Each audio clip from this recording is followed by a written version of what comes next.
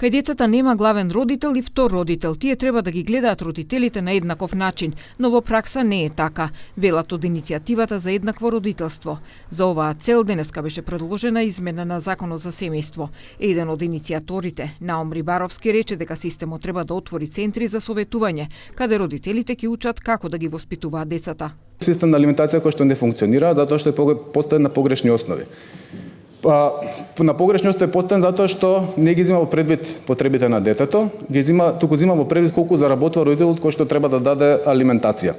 И затоа имаме ситуации каде што во најголем дел од ситуациите алиментациите се смешно мали и не ги покриваат трошоците на децата.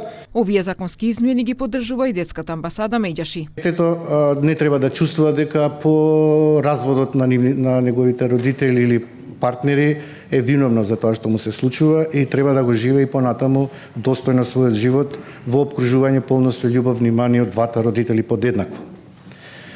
Она што сакам да нагласам дека детето никогаш не треба да се стави во ситуација да избира меѓу двајцата родители.